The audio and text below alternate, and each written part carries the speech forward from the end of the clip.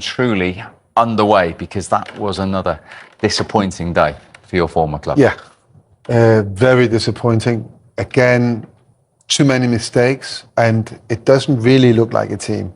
So when they had the opportunities at the end of the first half, didn't take those chances, and then eventually, they go 2-0 down, 3-0 down very quickly after that, and it just looks like they're giving up.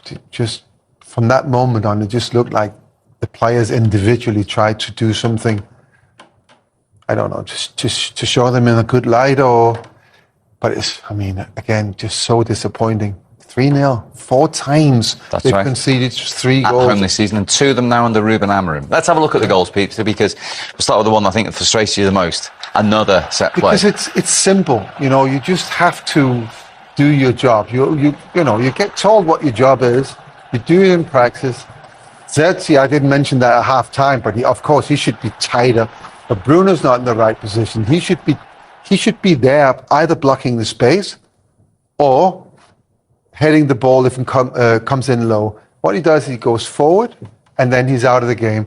But then when you look behind Zerzi, you got all the defenders just stood there, and it's just disappointing that it happens it's a 9 out of 19, no, 9 out of 20 goals conceded up until that point was on set pieces. Yeah. And it's a simple thing. I don't like to talk about back then, but if you conceded 3 goals in the season, you felt you had a problem on set pieces, because they are simple things to defend against. But very disappointing. And the second half, they'd actually had a few opportunities, United, when Mazraoui was a little rash, to say the least, inside the penalty area. You're being kind, Steve, saying a little rash, a little stupid. What on earth? What on earth are you doing? He's going into your players. There's 2 players waiting for him there. He's going towards the line. He's not going to score from there. You dive in. You just got to stand on your feet. You've got to usher him away. It's just a poor decision.